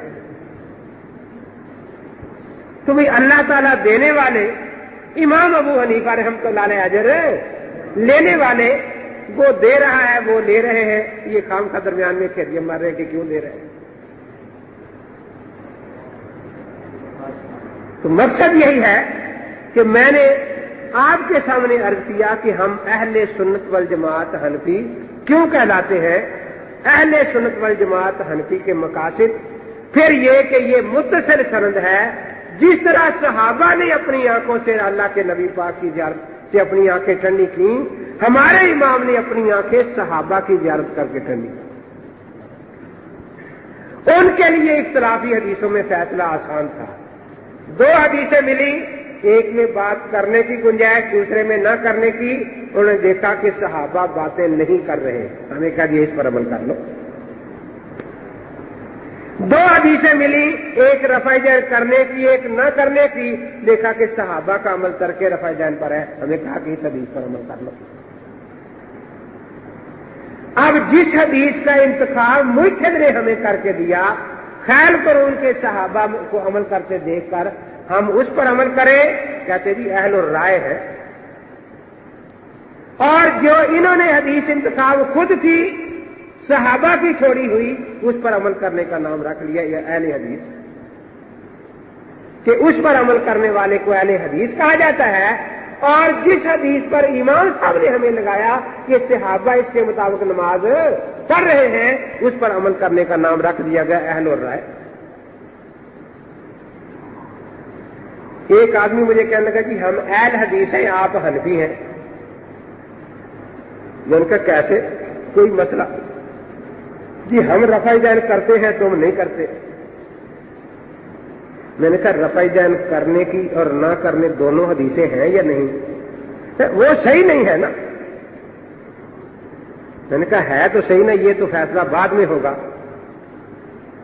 اب یہ جو بات تو نے کہی ہے کہ یہ صحیح ہے یہ صحیح نہیں، یہ خدا کی بات ہے یا خدا کے رسول کی بات ہے یا تیری ہے؟ اگر میں تیری یہ بات نہ مانوں تو مجھے خدا کا منکر کہے گا یا نبی کا منکر کہے گا یا اپنی بات کا نہ ماننے والا کہے گا؟ خاموش۔ دیکھا بھی جواب تو دو نا۔ میرے اٹھ کر جانے کے بعد تو یہی کہے گا کہ اس نے نبی کی بات نہیں مانی، حالانکہ میں نے صرف تیری بات کا انکار کیا۔ بہاولپور پر اسلامی مشن میں بیٹھا تھا، دو آدمی ایک نوجوان کو لے کر آئے کہ مولوی صاحب بڑا اچھا کام کرتا تھا، چلہ بھی اس نے لگایا ہے، اور 10-12 اپنے نوجوان ساتھیوں محلے کو لے کر یہ تبلیغ پر جاتا تھا، اور اب 3 مہینے سے یہ غیر مقلد ہو گیا ہے۔ یہ کہتا ہے تمہاری نماز ہی غلط ہے، نہ کہیں جاتا ہے نہ آتا ہے، رات دن لڑائی کرتا رہتا ہے۔ اس کو آپ سمجھائے۔ میں نے کہا اچھا میں سبق پڑھا رہا ہوں، تھوڑی دیر بعد فارغ ہوتے ہیں، بیٹھ کے 8 گھنٹے بعد میں فارغ ہوا۔ میں نے پوچھا ہاں بھائی کیا بات ہے؟ دیکھو بات کا انداز کیا سکھایا جاتا ہے۔ جی آپ صرف ایک حدیث سنا دیں کہ رسول پاک صلی اللہ علیہ وسلم نے زندگی میں صرف ایک نماز بھی بغیر رفع دین کے پڑھی ہو، ایک 3 مرتبہ۔ میں نے کہا میں تو شاید 20 حدیثیں دکھاؤں گا لیکن تو ماننے کا نہیں۔ تو صحیح دکھانا نا، صحیح۔ میں نے کہا صحیح کون کہے گا؟ میں کہوں گا صحیح، تو کہے گا صحیح نہیں، فیصلہ کون کرے گا؟ پہلے تجھے حق دوں گا کہ تو اللہ تعالیٰ سے کہلوا دے کہ یہ صحیح نہیں اور یہ صحیح ہے، یا رسول پاک سے کہلوا دے کہ یہ صحیح ہے اور یہ صحیح نہیں ہے۔ اگر اللہ اور رسول کا فیصلہ نہ ملے تو پھر میں تو اپنے مجتہد کا فیصلہ بتا دوں گا نا کہ وہ اس حدیث کے مطابق عمل کرتے ہیں، اس کے مقابلے میں تیری بات میں نہیں مانوں گا۔ ہاں میرے مجتہد کے مقابلے میں اللہ کی بات سنا دے میں مان لوں گا، اللہ کے رسول کی بات سنا دے میں مان لوں گا۔ اور مجتہد کو بھی میں نے اپنی مرضی سے نہیں مانا۔ حدیث بعد میں آتا ہے کہ جب کتاب و سنت میں مسئلہ نہ ملے تو پھر مجتہد کو گنجائش اجتہاد کرنے کی ہے۔ بس آپ نہیں سمجھانا چاہتے نا؟ میں نے کہا میں سمجھانا تو چاہتا ہوں لیکن میں چاہتا ہوں کہ تھوڑے وقت میں بات میں سمجھا دوں، آپ مانیں یا نہ مانیں، کہ پھر کیا طریقہ ہوگا۔ میں نے کہا آپ اگر اہل حدیث ہیں تو پھر تو طریقہ ایک ہی ہوگا کہ آپ حدیث رفع دین کی سنائیں اور ساتھ اللہ کے نبی پاک سے دکھا دیں کہ اللہ کے نبی نے فرمایا یہ حدیث صحیح ہے، میں مان جاؤں۔ اور اگر آپ اہل حدیث نہیں ہیں تو پھر آپ کوئی صحیح حدیث قیاس سے بتائیں۔ इज्तिहाद से, राय से एक पैमाना तू बना दे और हदीस उसके मुताबिक मैं सुना दूं। अब उसने शुरू की कि हजरत वाइल बिन हुजर रजी अल्लाह तआला अन्हु हजूर पाक के सहाबी हैं, 9 हिजरी में ईमान लाए। मैंने कहा हदीस में है कि जी हां, आपने 9 हिजरी में हजरत पाक को रफ़ा जैन करते देखा। मैंने कहा कहां कहां? कहते रुकू जाते, रुकू से सर उठाते वक्त। मैंने कहा सजदे के वक्त नहीं। फिर आप 10 हिजरी में तशरीफ लाए और आपने हजरत पाक को रफ़ा जैन करते देखा। मैंने कहा किस किस जगह?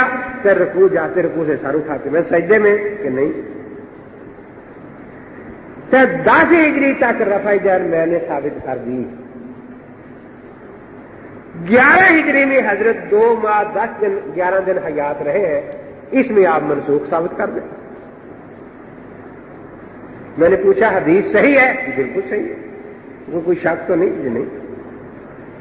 अब मैंने भी सोचा कि इसने जो हदीस सुनाई है ये अबू दाऊद शरीफ की है।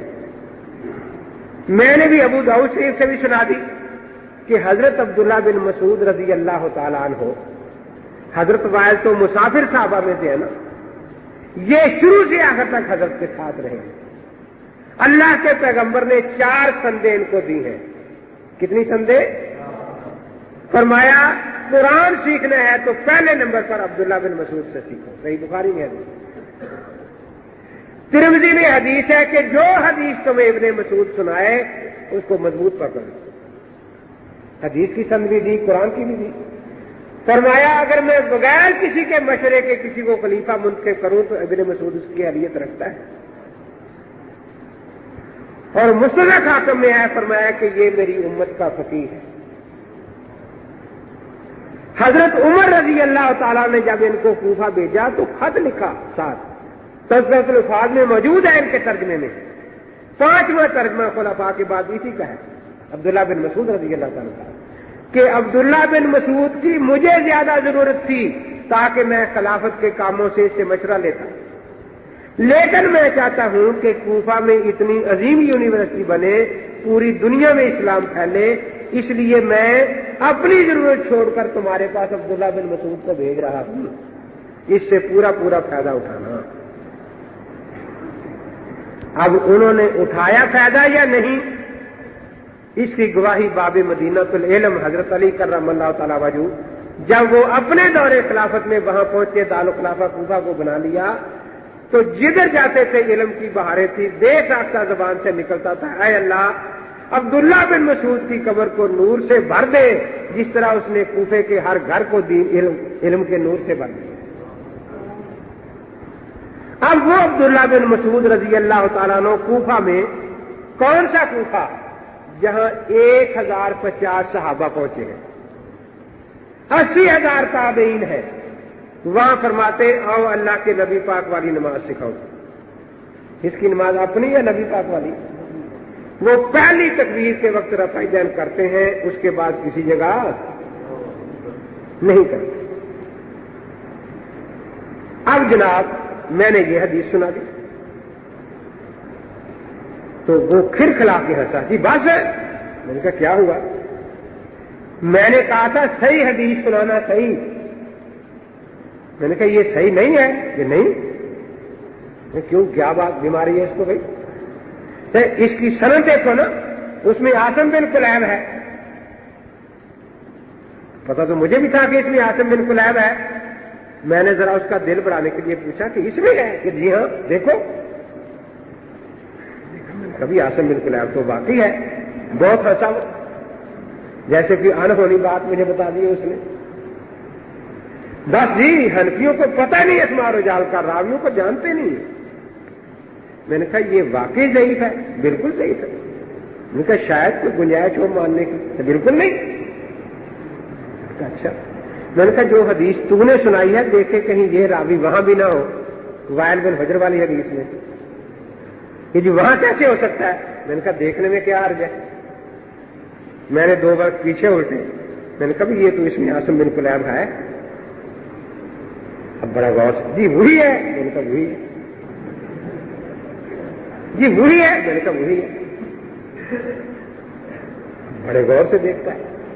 میں نے کہا یہ تو نے 9 ہجری 10 ہجری بتایا تھا, وہ تو یہاں نہیں ہے.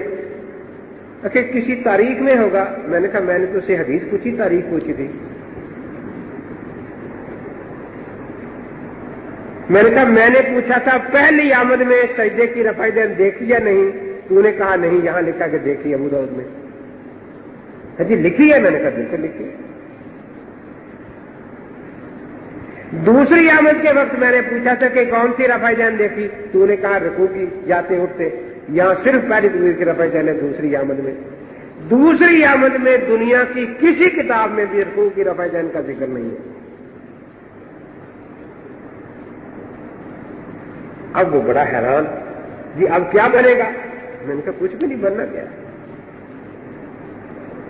دو ہی باتیں ہوگی نا, یا تو راوی سچا ہے یا جھوٹا ہے. اگر یہ جھوٹا ہے تو بھی ہمارا مذہب ثابت ہو جائے گا. کہ کیسے؟ میں نے کہا پھر رفع دین کرنے والی حدیث بھی جھوٹی ہو گئی اور چھوڑنے والی بھی. تو جب دونوں میں سے کوئی بھی نہ رہی تو اصل تو نہ کرنا ہی ہے نا. دیکھو نا, جب کچھ بھی نہیں ہوگا تو اصل نہ کرنا ہے. اور اگر یہ سچا ہے تو پھر بھی ہمارا ہی مذہب ثابت ہوگا. تو وہ کیسے؟ میں نے دونوں باتیں بتا دی کہ حضرت نے کی تھی پھر چھوڑ دی. تو جب حضرت نے چھوڑ دی ہم نے بھی. اب تیسری بات درمیان سے یہ نکالی جائے کہ 2 صفحے پہلے یہ عاصم بن کلیب ولی اللہ ہو اور 2 صفحے کے بعد معاذ اللہ 10 نمبریہ بن جائے. یہ بات ہم ماننے کو تیار ہیں؟ بالکل نہیں. اب وہ بڑا پریشان ہوا. ہوتا کیا ہے ہمارے لیے کہ ان حدیثوں میں کوئی حقیقی ٹکراؤ ہے ہی نہیں. حضرت دعوی نبوت کے بعد مکہ مکرمہ میں رہتے تھے, بات ٹھیک ہے غلط ہے؟ مدینہ منورہ میں رہتے تھے, بات ٹھیک ہے یا غلط ہے؟ اتنی بات صحیح ہے. لیکن اگر ایک کہے کہ دعوی نبوت کے بعد ہمیشہ مکہ میں رہے تو پھر مدینے والی بات سے ٹکرا جائے گی نا. بات ٹکرا جائے گی نا. ٹکراؤ کس لفظ نے پیدا کیا؟ ہمیشہ کے لفظ نے. اب کوئی یہ کہے کہ بخاری شریف میں یہ ہے کہ حضرت جوتے پہن کر نماز پڑھتے تھے, یہ ہے. لیکن یوں کہے کہ بخاری شریف میں ہے کہ حضرت نے زندگی کی ہر نماز جوتے پہن کر پڑھی ہے, ایک نماز بھی جوتے اتار کر نہیں پڑھی. جو جوتے اتار کر نماز پڑھتا ہے وہ نبی پاک کا مخالف ہے, بخاری کی حدیث کا مخالف ہے. جو جوتے اتار کر نماز پڑھتا ہے اس کی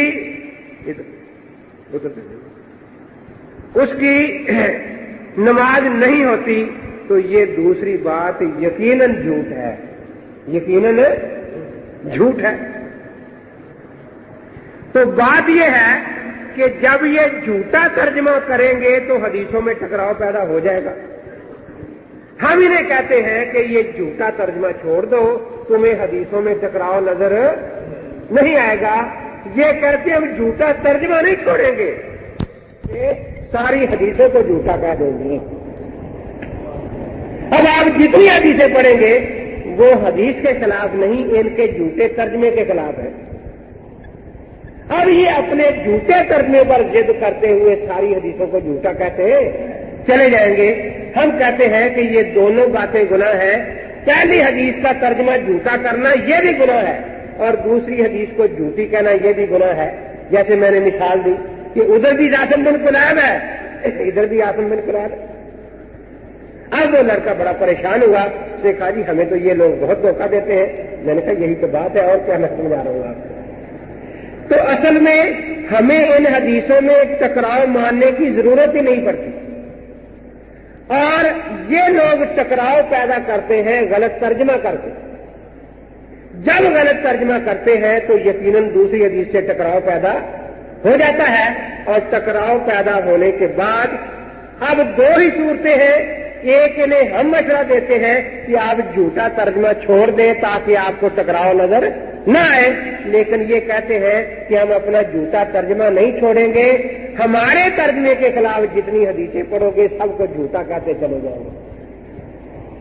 اب آپ کے سامنے دونوں راستے ہیں, اور پھر بعد میں ہوگا کیا کہ اس حدیث کو چونکہ جھوٹا کہہ دیا، حدیث ہی نہ مانا نا، اب کپڑوں پہ گلا کریں گے ہمارے پاس حدیث ہے، ان کے پاس ابو حنیفہ کا قول ہے، ہمارے پاس حدیث ہے، ان کے پاس ابو حنیفہ کا قول ہے۔ تو یہ مفصل میں نے آپ کے سامنے اپنا اہل سنت و جماعت کا عرض کیا۔ ان میں سے جو رکا میرے موضوع سے متعلق ہو مجھے دے دیں، جو موضوع سے متعلق ہو۔ اسی بارے میں کوئی امام صاحب کے بارے میں پوچھا ہے؟ جناب صدر صاحب کے میں ایک جگہ گیا، وہاں 3-4 لڑکے حدیث ملے، وہاں پر دین کے بارے میں گفتگو ہوئی۔ وہ کہنے لگے کہ امام ابو حنیفہ نے عشاء کی نماز کے وضو کے ساتھ 40 سال نماز پڑھی ہے، یہ صحیح ہے یا غلط؟ آپ اس کے بارے میں تشریح فرمائیں۔ حضرت پیران پیر رحمۃ اللہ تعالی علیہ نے تو 40 تابعین کا نام دیا ہے جنہوں نے عشاء کے وضو کے ساتھ فجر کی نماز ادا کی۔ امام صاحب رحمۃ اللہ تعالی علیہ کے بارے میں بھی یہ روایت میں بات ملتی ہے، اور یہ قرآن کے خلاف نہیں۔ والذین یبیتون لربہم سجدا وقیاما قرآن پاک میں آتا ہے، اور خود حضرت عثمان رضی اللہ تعالیٰ عنہ کا ساری رات نماز میں ایک قرآن ختم کرنا یہ احادیث میں موجود ہے۔ میں جامع غسل اقبال میں بیٹھا تھا، جامع ابو بکر ان کا مدرسہ کراچی میں 7 ہے، تو 2 آدمی ہے۔ تو انہوں نے پوچھا کہ سنا امین آیا ہے؟ کہ جی ہاں آیا۔ ایک آدمی باہر بیٹھا جو مجھے لے کر گاڑی پر آیا کہ ہم نے بات پوچھنی ہے، تو کہا مجھ سے پوچھ لو، اگر مجھے نہ آئی پھر آگے چلے چلیں گے۔ کہ یہ جو رات ساری عبادت کرنی ہے یہ بدعت ہے یا سنت ہے؟ دیکھا کہ اس کے بدعت ہونے کی کوئی دلیل نہیں۔ والذین یبیتون لربہم سجدا وقیاما۔ لیکن ایک مجھے بات بتاؤ کہ یہ جو ہے کہ امام بخاری رحمۃ اللہ علیہ ہر حدیث لکھنے سے پہلے غسل فرماتے اور 2 نفل پڑھتے تھے، یہ سنت ہے یا بدعت ہے؟ اس کی دلیل آپ لا دیں۔ خاموش کہ جی بیوی کا حق کس وقت ادا کرتے تھے؟ نے پوچھا کہ آپ اس کی بیوی ہیں یا بیوی کے وکیل ہیں؟ اس نے تو کبھی شکایت نہیں کی کہ میرا حق ادا نہیں، آخر اولاد ہے امام صاحب کی یا نہیں؟ وہ حق کی ادائیگی سے پیدا ہوتی ہے نا۔ تو آپ نہ وکیل ہیں نہ کچھ، بیوی نے اگر کہیں شکایت کی ہے کہ میرا حق پورا نہیں ہوا تو ٹھیک ہے، آپ کچھ بیان کریں۔ جی دوسری بات کیا ہے؟ آئینہ ثلاثے سے حدیث قطر میں ملتے ہیں، امام ابو حنیفہ ثابت نہیں، یہ نہیں سند میں ان کا نام نہیں۔ عصر حال میں جن مثال پر موقع کی تحقیق ہو رہی ہے، مثال پر عمل کرنے والا فقہ حنفی سے خارج ہوگا یا نہیں؟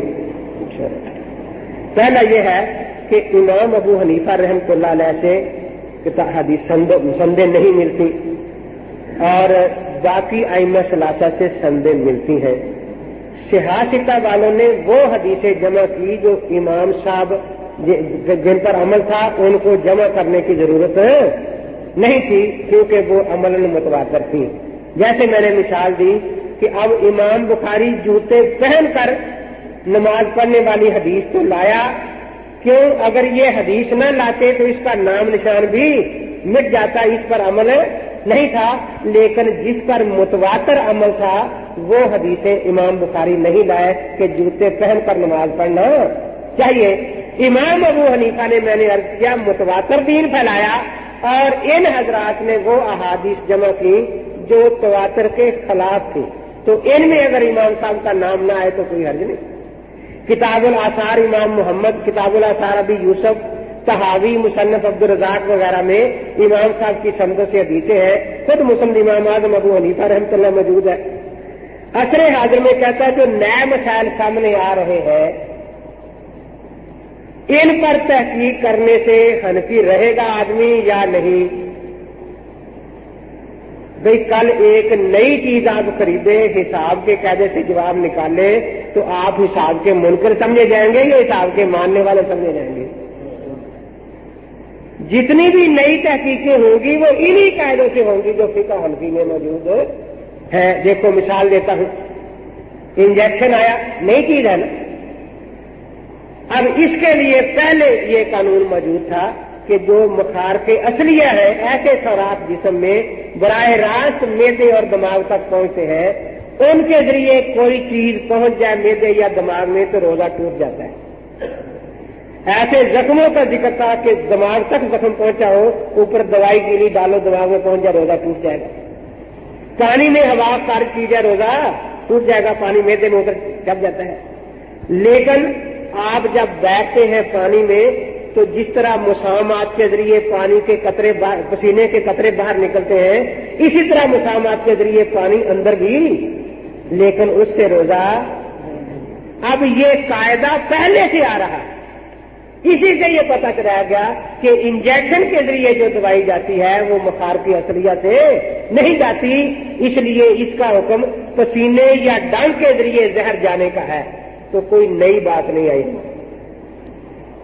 तो जितनी नई तहकीकात होंगी, जितने नए हिसाब के बारे में सवालात निकलेंगे, वो उन्हीं कैदों से जमा तफरीक की जाएगी। तो कोई अक्लमंद आदमी नहीं कहेगा कि हिसाब खत्म हो गया है, तो नई बात सामने आ गई है।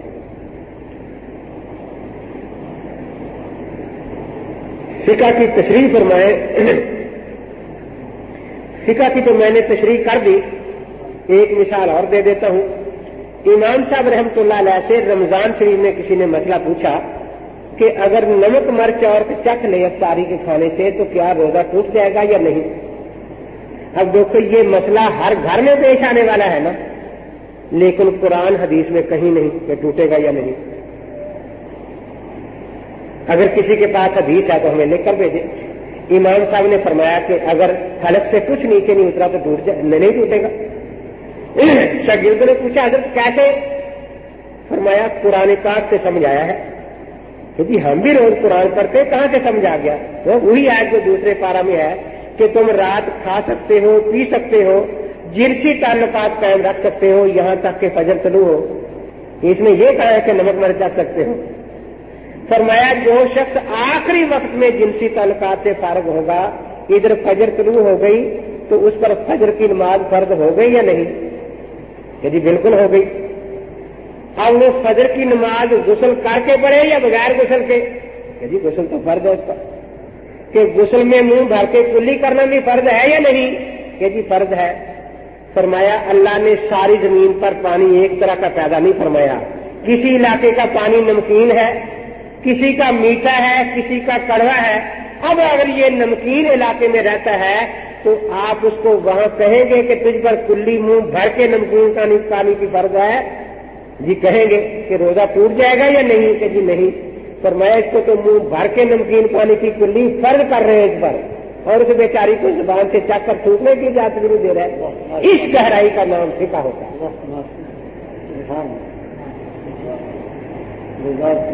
बाज़ आइमा रफ़ाई दैन के कायल है, जो रफ़ाई दैन गैर मुकल्लद होंगी इसका कोई इमाम कायल नहीं है, याद रखना। ये 10 जगह रफ़ाई दैन करते हैं, 18 जगह नहीं करते। और कोई इमाम भी 10 जगह रफ़ाई दैन के सुन्नत मकदे होने का एक भी कायल नहीं, न कोई एक सहाबी कायल है न ताबी कायल है।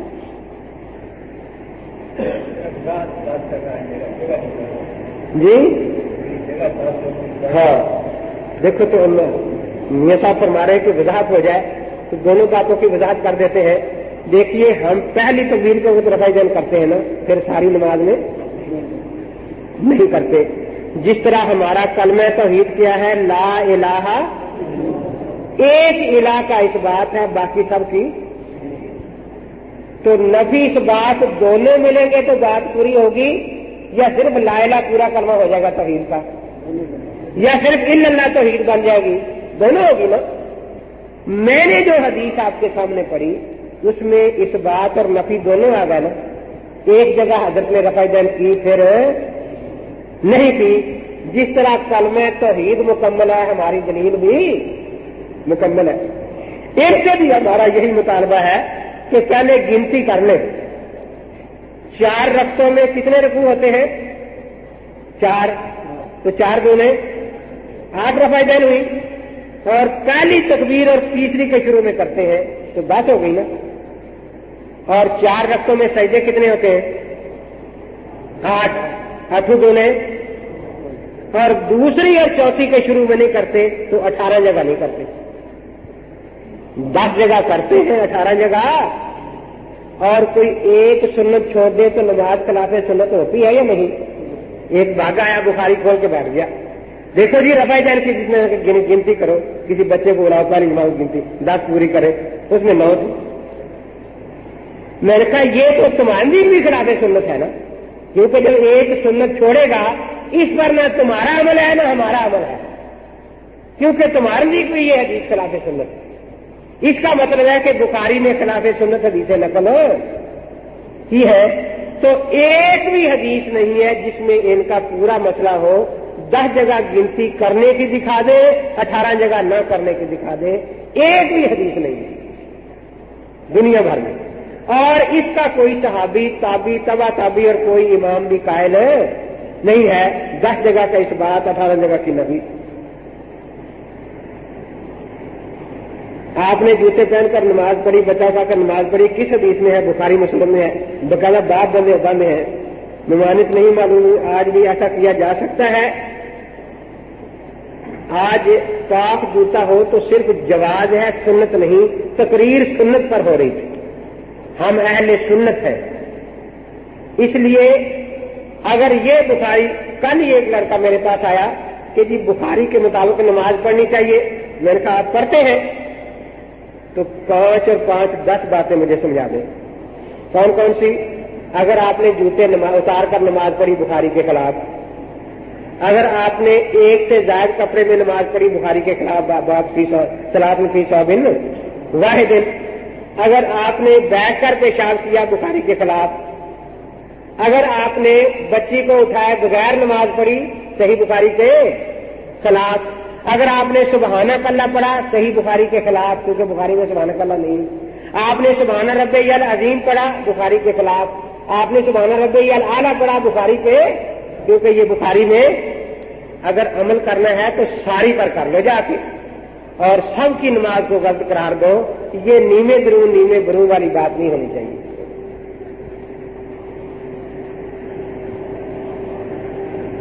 रफ़ा दैन पहले क्यों किया, वजह बताएं। अहले हदीस फिरका कब कायम हुआ, रसूल बानी कौन है? ये सवाल तो सबसे है, क्योंकि रफ़ा दैन की हदीसें हर तकबीर के वक्त करने के लिए इब्ने माजा में मौजूद है, जो इन पर ये नहीं करते। तो इन पर भी सवाल होता है कि पहले हर तकबीर के साथ क्यों की और फिर थोड़ी क्यों रही। हम तो उधार नहीं रखते, इनके पास जवाब नहीं है।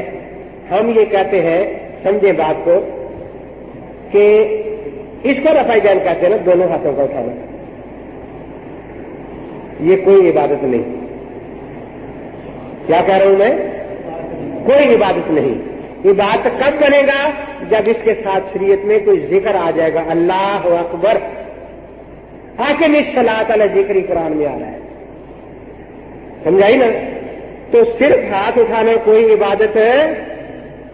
तकबीर के साथ हाथ उठाना इबादत है। हम जितनी जगह रफ़ा दैन करते हैं, पहली तकबीर के साथ रफ़ा दैन अल्लाह अकबर है या नहीं, वितर में अल्लाह अकबर है या नहीं, ईद की तकबीरों में अल्लाह अकबर है या नहीं, है या नहीं? अब ये जो रफ़ा दैन है ये जिक्र से खाली है, सजदे वाली हो या रकू वाली, क्योंकि वहां तकबीर एक है। वो तकबीर बुखारी में आता है कि रकू के जाने के लिए है, इसलिए उनका नाम तकबीराते इंतकाल है। खड़े होकर आप अल्लाह शुरू करेंगे और जाकर आगे अकबर खत्म करेंगे। तो ये रफ़ा दैन बगैर जिक्र के हुई ना। तो जिस जमाने में नमाज खालिस ही बात नहीं थी, उसमें आदात भी शरीक थी।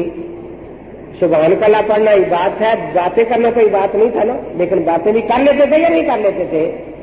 तो जब तक इबादत के साथ आदत चली आ रही थी, इस किस्म की रफ़ा दैन भी चली आ रही थी। जब इसको खालिस इबादत बना दिया गया, अब इसकी गुंजाइश बाकी न रही, क्योंकि ये इबादत नहीं है, कोई आदत। लेकिन ये सजदे में क्यों छोड़ते हैं और कब छोड़ी गई, इसके बारे में इनके पास कोई जवाब नहीं है। 3 امام رفع دین کرتے ہیں، میں کہتا ہوں ان جیسی رفع دین ایک بھی نہیں کرتا، جھوٹ بولتے ہیں رات دن بیچارے. ایک امام کا قول نقل کریں. امام کے پیچھے فاتحہ پڑھنی چاہیے؟ نہیں.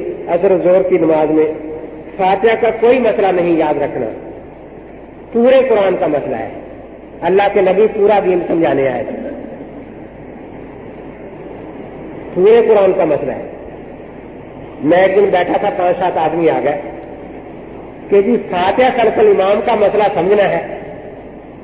میں نے پوچھا کون سا؟ جی فاتحہ خلف الامام کا. میں نے کہا یہ تو مجھے نہیں آتا. نہیں آتا؟ میں نے کہا نہیں. آپ فاتحہ پڑھتے ہیں امام کے پیچھے؟ میں نے کہا میں تو یاسین بھی نہیں پڑھتا، میں تو تغابن بھی نہیں پڑھتا، میں تو سورہ احزاب بھی نہیں پڑھتا. میرا مسئلہ پورے قرآن کا ہے، صرف ایک سورت کا نہیں ہے.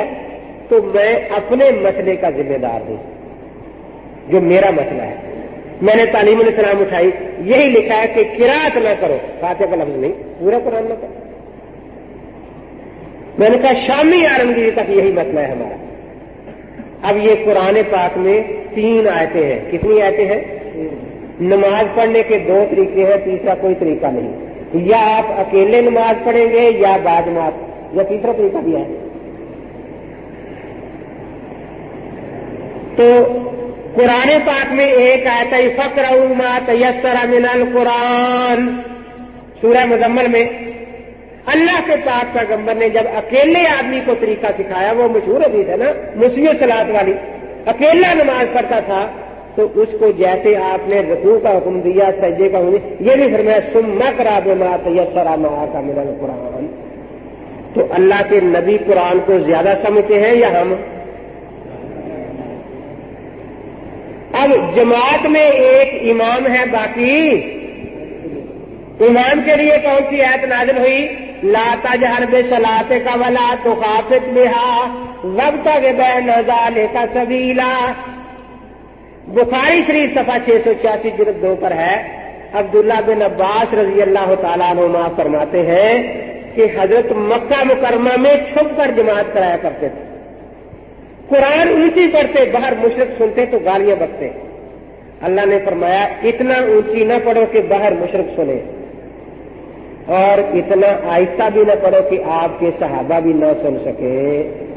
تو پتہ چلا کہ امام پڑھ اس لیے رہا ہے کہ صحابہ نے سننا ہے، انہوں نے پڑھنا نہیں.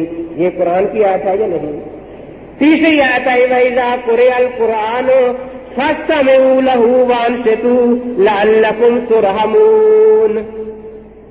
حضرت پاک نے جب نماز باجماعت کا طریقہ سکھایا، صحیح مسلم شریف میں ہے، جس طرح کہا امام کہا اللہ اکبر کہے تم اللہ اکبر کہو، اشتراک رکھا. رکوع کرے رکوع کرو، ہر جگہ اشتراک رکھا.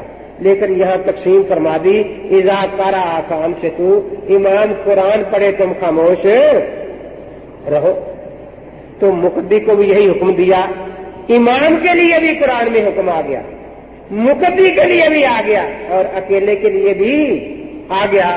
اب ہم اپنے دوستوں سے پوچھتے ہیں کہ آپ بھی کوئی آیت پڑھے کہ اس آیت کو پڑھ کر اللہ کے نبی نے فرمایا ہو کہ امام کے پیچھے 113 سورتیں پڑھنی حرام ہے اور صرف ایک سورت فاتحہ پڑھنی فرض ہے. اس کے بغیر نماز نہیں ہوگی. نہ خنجر اٹھے گا نہ تلوار، ان سے یہ بازو میرے آزمائے ہوئے. تو قرآن پاک کو اللہ کے پیغمبر صحیح سمجھتے تھے یا نہیں سمجھتے تھے؟ وتر کی تیسری رکعت میں رفع دین کیوں ہے؟ عبداللہ بن مسعود رضی اللہ تعالیٰ عنہ اور حضرت عمر رضی اللہ تعالیٰ عنہ مصنف ابن ابی شیبہ میں ان سے ثابت ہے. جس طرح جمعے کی دوسری اذان حضرت عثمان سے ثابت ہے تو ساری امت عمل کر رہی ہے نا، اسی طریقے سے یہ رفع دین ان سے ثابت ہے. اور کسی مرفوع حدیث میں اس کا منع ہونا ثابت نہیں، جیسے جمعے کی دوسری اذان کا منع ہونا ثابت نہیں. بس وآخر دعوانا الحمد للہ رب العالمین. استغفر اللہ تعالی ربی من کل ذنب واتوب الیہ. اللہم صلی علی سیدنا مولانا محمد النبی الامی وعلی آلہ وصحبہ وسلم. ربنا ظلمنا انفسنا وان لم تغفر لنا وترحمنا لنكن من الخاسرين. اللهم وفقنا لما تحب وترضى من القول والقول والعمل والنية يا حي يا قيوم برحمتك نستغيث صلی اللہ تعالیٰ خیر خلقہ